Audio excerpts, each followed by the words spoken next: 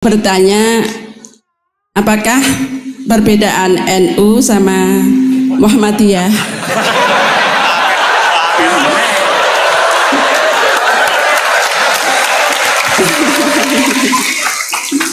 Tadi kan dijabarkan. Terus dalam sholat subuh itu kan ada yang pakai doa kunut, ada yang enggak. Tolong jabarkan. Wassalamualaikum warahmatullahi wabarakatuh. Waalaikumsalam. Apakah ada yang ingin bertanya? Singkat, padat, sebutkan nama. Sana dulu ya. Ya. Tiga ya? Tiga aja ya. Satu. Sini dua. Satu lagi dari Ahwat. Ya Ibu ya. Ya. Silakan. Satu dari sana ya. Ya, maju aja, maju. Mikrofonnya ini.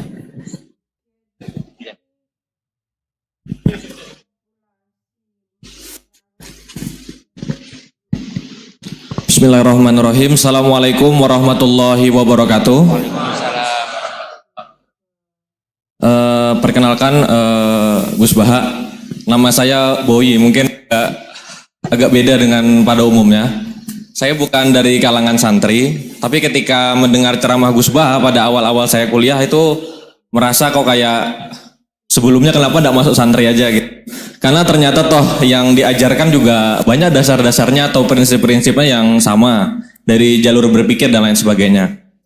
Yang ingin saya tanyakan di sini adalah ketika Gus Baha menyampaikan tentang diroyah, mungkin singkat saja Gus, apakah diroyah ini alat atau ilmu universal yang bisa digunakan ketika berdialog dengan orang-orang yang mengatakan itu kan kaidah kalian gitu, itu kan kaidahmu. Ada hal-hal yang memang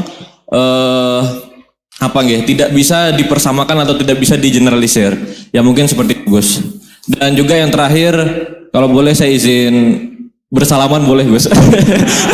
Kesempatan. Oke, Assalamualaikum warahmatullahi wabarakatuh.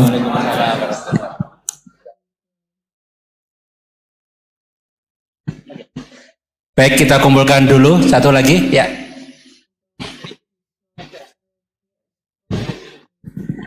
Cek. Bismillahirrahmanirrahim. Assalamualaikum warahmatullahi wabarakatuh. Ya, perkenalkan saya Taufik Satrio, biasa dipanggil Tosa. Ya. Ya. Singkatan. Baik, langsung saja mungkin untuk pertanyaannya. Di yaumil akhir nanti kan ada yang namanya yaumil mizan, itu pertimbangan gitu kan.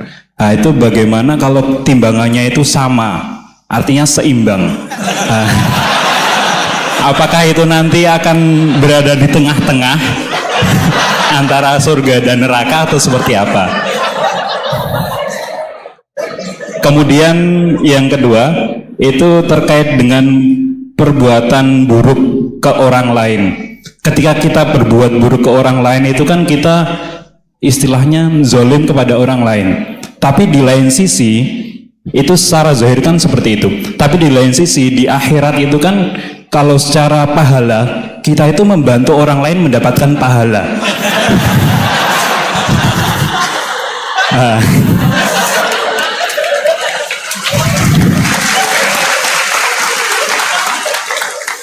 Jadi seperti apa Gus?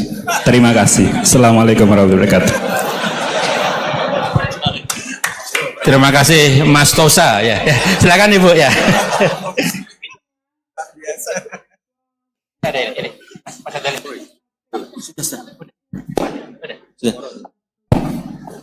Assalamualaikum warahmatullahi wabarakatuh. Perkenalkan saya Nazullah Hasanah. Mau bertanya, apakah perbedaan NU sama Muhammadiyah?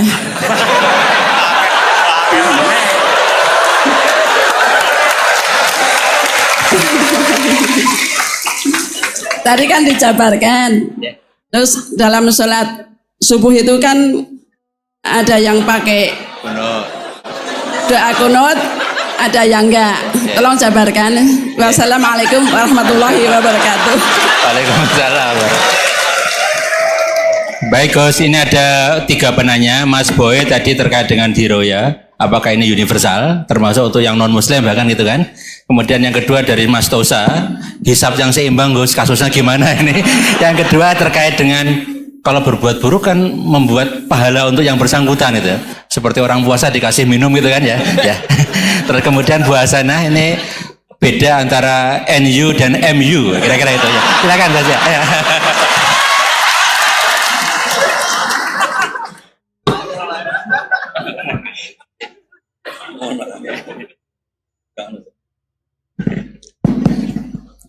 Bismillahirrahmanirrahim. Sebelum saya jawab, saya senang kalian semua senang dengan sesuatu yang taat itu.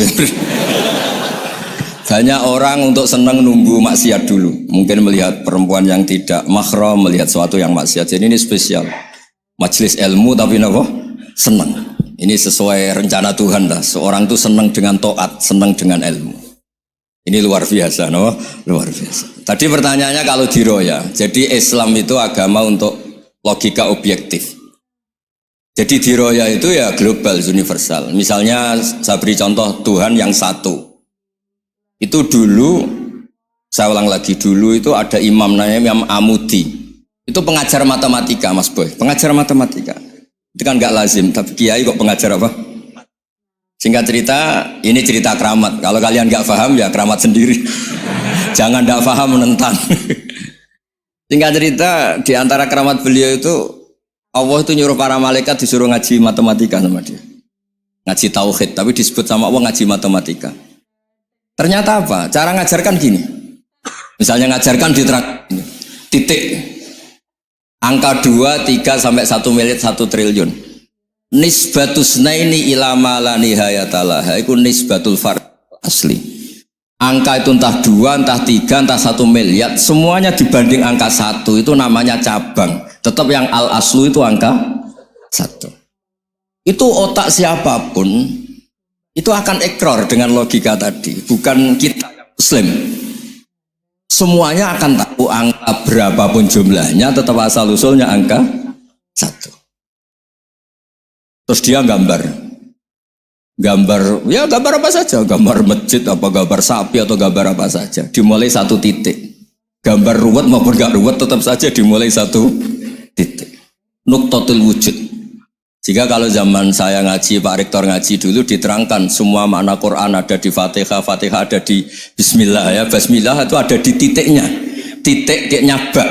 Nah kenapa ini hebatnya Quran? Kenapa dimulai dari 1 titik? Untuk maklumatkan semua alam raya ini dimulai dari 1 titik, yaitu wujud Allah. Logika seperti itu kan orang nggak terima gimana? Mbok gambar seruat apapun dimulai dari mana coba? 1 titik. Angka sebesar apapun dimulai angka apa? 1. Jadi diroyah itu ya universal gitu maksudnya. Ya gitu Mas Boy ya. Jadi diroyah itu universal. Ya soal ada yang belum dapat hidayat apa itu nomor 2, tapi logika yang dibangun Islam itu. Terus pertanyaan kedua apa? Draw tadi, bisa. Kamu ingin draw? Ini kasus ini, nggak pernah ngaji Quran itu. Di antara yang diterangkan Quran detail itu Ashabul A'raf apa? Ashabul A'raf, orang yang baiknya sama buruknya itu imbang. Itu sudah disediakan nanti di surga itu ada pagar. Kamu ingin di situ? Pagar pembatas, oh? Pagar pembatas di surga ndak, neraka ndak. Jadi kejadian surga dan neraka itu gini, tak terangin ya. Jadi kira-kira gini, kan hisab itu hanya rubu'un nahar, sekitar 2 jam, 2 jam setengah selesai. Jadi satu dunia ini dihisab Allah, hanya Allah butuh waktu 2,5 jam. Rubu'un nahar. Kenapa gitu Pak Rektor? Karena semuanya datang ini sudah terindikasi dan itu sudah jelas. Misalnya orang yang soleh banget, wajahnya bersinar, bahkan semua tubuhnya bersinar. Yas'anuruhum baina aidihim. Yang pas-pasan, ya sinarnya pas-pasan. Sehingga nanti yang punya sinar cukup di kanan. Yang kelip-kelip agak ini, yang rawan kesaruk ini, yang gelap gulita langsung di kiri. Nah itu terus Faduriba bainahum bisuril lahubab. Terus Allah langsung bikin pagar. Nah yang rawan kesaruk pagarnya yang kelip-kelip tadi. Yang temangsang ini. Karena yang jelas hitam di kiri, yang jelas putih kanan. Yang abu-abu ini sama malaikat digaruk saja. Nah terus temangsang di Araf itu. Nah, terus setelah dipagar ini dia punya kegiatan. Kalau melihat neraka bilang Rabbana srif anna adzabal jahannam. Kalau melihat surga, ya Allah, ma kuntu asqa khalqik. Saya ini hamba Engkau yang tidak paling sial dan Kau Maha Rahman. Tolong saya jangan dihadapkan ke neraka lagi. Karena itu menyiksa. Sabar wa ahraqaka. Ya, ketika melihat neraka itu dia komentar, ya Allah, neraka ini begitu merusak wajah saya. Hawa panasnya itu sudah menghancurkan semua, baunya juga agak enak. Saya minta saya dihadapkan ke surga bersama Allah, tapi kamu tidak minta lagi kan? Tidak, saya hanya minta itu tok. Gitu. Nah ini saya pandu, kalau kamu ngalami tak pandu. Kalau kamu ngalami tidak pandu. Sama Allah terus diberi janji supaya tidak minta yang lain. Tidak, saya tidak akan minta lagi. Terus melihat surga. Nah, di surga melihat orang kayak gitu kan, di surga nanti kalian kan hura-hura semua. Wah, istri yang di dunia kurang cantik, rewel, yang di surga itu istrinya cantik semua, gak rewel semua. Gak minta belanja, cantiknya gak usah kesalahan, wongnya top lah. Terus dia melihat tersiksa, cara Jawa ngiler. Weh, masa ngelihat tok? Akhirnya ya lama-lama berani ngajukan, ya Allah masa ngelihat tok? Gitu. Dikasih masuk gitu. Ya terus, tapi kamu kan janji gak minta lagi. Ya terus ngerayu-ngerayu Tuhan lagi. Akhirnya walhasil nanti kalau betul-betul A'raf itu nasibnya akhirnya masuk surga. Tapi tadi digarap dulu lah, dikerjain dulu. Itu lama sekali perjalanannya, memang lama sekali. Nah soal orang membunuh itu, apa contohnya tadi? Berbuat buruk sama orang lain, ya apapun lah. Berbuat buruk sama orang lain itu, kalau faktanya nanti tobat, Allah yang bisa ngelola itu. Makanya Nabi pernah senyum-senyum, pernah tertawa-tawa. Sungguh ketika Allah menghendaki rahmatnya itu semuanya indah. Yaqtulul qatil fayatubu hadza. Jadi ada orang yang saya membunuh, terus dia tobat serius. Kemudian al-maktul yang dibunuh ini masuk surga karena madlum. Qatilnya karena tobat serius juga masuk surga. Ya begitu juga di kedoliman-kedoliman yang lain. Jadi ya makanya tobat itu penting sekali. Ya taruh saja begini yang terkenal ya, contoh Wahsy itu jelas di surga karena syahid dibunuh Wahsy. Apa Hamzah? Hamzah ini jelas di surga karena matul syahidan, dibunuh secara syahid oleh Wahsy.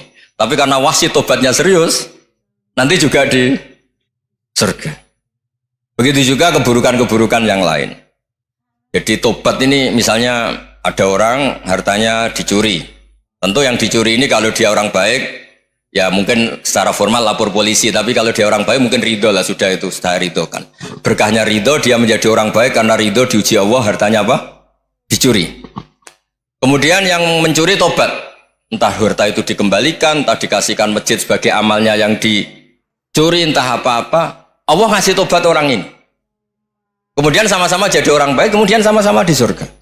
Makanya itu Nabi sampai senyum-senyum, betapa rahmatnya Allah tidak terbatas. Sama lagi, betapa rahmatnya Allah tidak terbatas. Bahkan qatil sama maktul bisa ngopi di surga bareng tadi itu. Karena ya tadi, masyhur itu.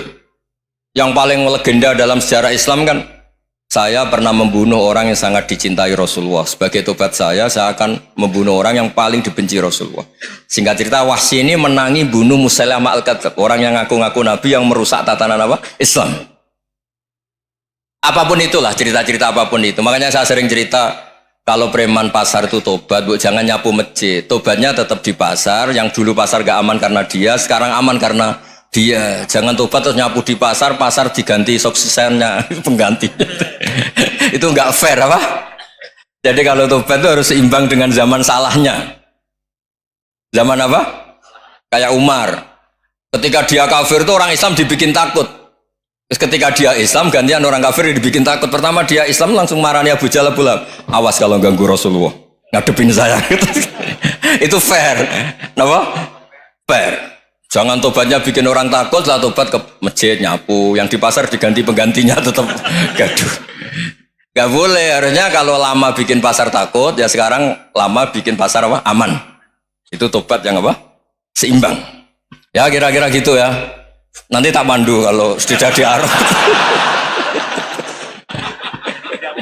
Terus gimana? Yang ketiga NU sama MU. Satu itu beda seragamnya dan logonya.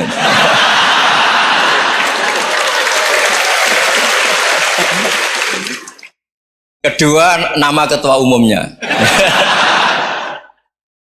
Ketiga, tanggal acara besarnya. Muktamar Muhammadiyah dan NU itu beda. Sudah beda satu abadnya. Tentu dulu Muhammadiyah. Tapi begini ya, perbedaan itu nggak bisa dihindari. Karena tadi ada sudut pandang apa? Ada sudut pandang, itu nggak bisa dihindari. Ini cerita yang nyata ya. Saya ulang lagi, senyata-nyatanya. Andaikan betul Rasulullah itu hanya kunut 1-2 kali, maka kalau menurut mazhab Syafi'i, apa salahnya melakukan sunnah terus-menerus meskipun Nabi itu melakukan hanya beberapa kali? Karena pertama sesuatu yang pernah dilakukan Nabi pasti akan menjadi sunnah yang terus-menerus. Nabi itu puasa Senin Kemis juga tidak selalu. Salah kalau ada orang bilang, Nabi malah takut kalau ibadah sunat dilakukan terus-menerus karena nanti takut dikira wajib. Itu masyhur dalam kaidah usul fikih. Tapi yang tidak kunut juga tidak salah, karena ya tadi Nabi ya pernah kunut, Nabi juga pernah tidak kunut, karena Nabinya orang banyak. Karena bukan Nabi kelompok tertentu, no? Jadi sederhana. Terus menyangkut ini, dengerin betul, sujud. Sujud itu banyak ulama yang mengatakan untuk sah itu harus melibatkan 7 anggota. Umirtu an asjuda ala sab'ati azumin al jabha wal yaden wal rukbaten wal qadamen. Saya diperintahkan sujud itu melibatkan 7 anggota, yaitu jabha, yaden 2 tangan, 2 lutut, terus 2 qadamen. Tapi Imam Syafi'i ngendikan, andaikan ada pendapat yang mengatakan ukurannya cukup jabha, maka itu juga benar. Karena Nabi ketika sujud ngendikan sajadalaka waj'i wa sam'i wa basori. Ya Allah telah sujud ke engkau wajah saya, jabha saya. Nabi tidak menyebut tangan, tidak menyebut rukbaten, tidak menyebut qadamen. Ini wajah dua wajah, ukurannya itu hanya jabha. Itu kayak iya, kayak enggak. Nah, hal-hal seperti itu yang menjadikan ada ijtihad. Ijtihad itu satu pemikiran yang cara sudut pandang itu kayak iya, kayak enggak. Nah, itu terus ada al-madhaibul arba'ah. Terus ketika implementasi di Indonesia, dulu Mbah Ahmad Dahlan juga ngaji Mbah Soleh Darat, Mbah Hasyim Asy'ari juga ngaji Mbah Soleh Darat. Ketika di Mekah sama-sama ngaji Syekh Khotib Minangkabau, sama-sama ngaji Syekh Mahfud Termas. Jadi ya kalau di keluarga kita itu ya biasa aja, perbedaan-perbedaan itu selama masih ilmiah dianggap biasa aja. Karena memang ngelola sudut pandang itu nggak bisa ditertibkan. Nabi Yahya itu suka berkawan orang soleh. Karena berkawan orang soleh itu enak. Tapi kalau Nabi Isa suka dadani desa-desa tertinggal yang masih macam-macam. Ketika ditanya, kenapa engkau suka berkawan orang-orang gitu? Ana tabibun udawil mardo. Di mana-mana kiai itu ya nyembuhkan yang sakit. Jadi kalau dakwah yang sudah iman tuh akeh tunggali, gitu. Tapi dakwah gitu kan tantangan. Itu sudut pandang. Ada nabi itu yang tertawa terus guyon terus. Yang satu murung terus. Ya sama Nabi Isa dan Yahya kan satu angkatan. Mali aroka dohikan fakaan nama tak manumin makrillah. Kamu kok tertawa-tawa terus seakan-akan nggak ada adab saja. Yang satu tanya, mali aroka abisan kaan nakata kena tumir rahmatillah. Wong kok murung terus, kok dunia orang rahmat deh. Nah, Anda ini orang hebat. Guyu banter ya iso, nangis banter ya iso. Nah, itu sudah orang kombinasi itu. Isa ya mau, ya mau, Muhammadiyah ya gelem, NU ya gelem. Ya maksudnya sudah biasa aja. Karena tadi konstitusi NU yang mengatakan ibadah harus ikhlas karena Allah, Muhammadiyah juga sama harus ikhlas karena ya sudah, kalau karena Allah sudah selesai kan. Yang menjadi masalah itu kan identitas untuk hadun nafsi, untuk diri sendiri. Kalau kita ikhlas masalahnya apa? Coba masalahnya apa coba? Imam Syafi'i pernah di Masjid Abu Hanifah yang tidak kunut. Beliau enggak kunut. Ketika tanya, lima ada tarok tal kunut, ikroman di hadal madhab. Saya menghormati madhab ini. Jadi ya biasa. Sebaliknya juga sama. Orang-orang Hanafi kalau Imam Syafi'i kunut ya ikut kunut. Karena kalaupun Anda yakin itu tidak disyariatkan, kamu juga yakin itu tidak membatalkan apa? Sholat. Itu yang perlu dicatat. Kalau Anda tidak yakin sunat, kan tidak yakin kalau itu membatalkan sholat. Jadi sebetulnya kalau dianalisis secara keilmuan itu ya semuanya normal. Karena tadi Rasulullah itu al-bahrul muhit, Nabi itu lautan yang luas sekali. Orang akan mengambil air sesuai kapasitas masing-masing dan akan merasakan kualitas air juga sesuai kapasitas masing-masing. Orang yang sangat haus melihat air seteguk ini luar biasa. Tapi yang tidak haus mungkin melihat itu biasa-biasa saja. Jadi makanya saya mohonlah, sudahlah itu biasa saja, apalagi secara sanad ya sama, secara tradisi sama. Ya soal perbedaan tidak harus dengan NU, antara NU antar Muhammadiyah juga biasa beda. Mungkin di UI antar rektorat juga beda-beda. Yang satu suka dekat rektor, yang satu suka enggak. Monggo asal itu niatnya ikhlas. Terakhir saya beri cerita, ada sahabat ditanya, "Sifli wajah Rasulillah." Coba tolong saya ceritakan wajahnya Nabi kayak apa. Sahabat tuh nangis senangis-nangisnya. Kenapa engkau menangis? Saya itu tidak pernah melihat wajah Rasulullah SAW. Loh kenapa? Engkau kan sahabat. Sungkan. Sebagai bentuk penghormatan saya tidak berani melihat wajahnya. Sebagai bentuk penghormatan pada waktu Nabi, saya tidak berani sowan. Nabi di dalam punya keluarga, punya istri, punya cucu. Kalau saya sowan tuh ganggu. Ya masuk akal. Bentuk hormat itu tidak ganggu kan.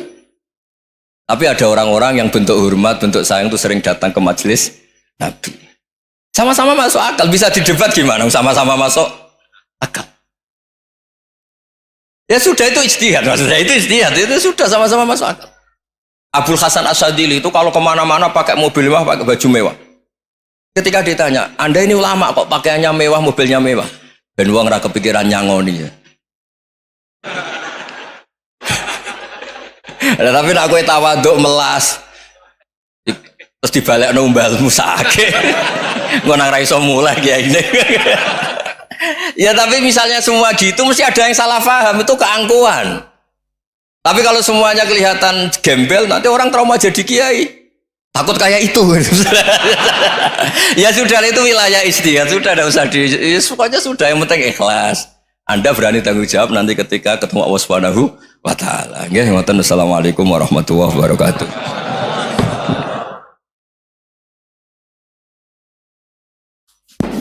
Baik, terima kasih Gus Bah. Kita syukuri bersama para jamaah dengan hamdalah. Alhamdulillahirabbil alamin. Wassalamualaikum warahmatullahi wabarakatuh.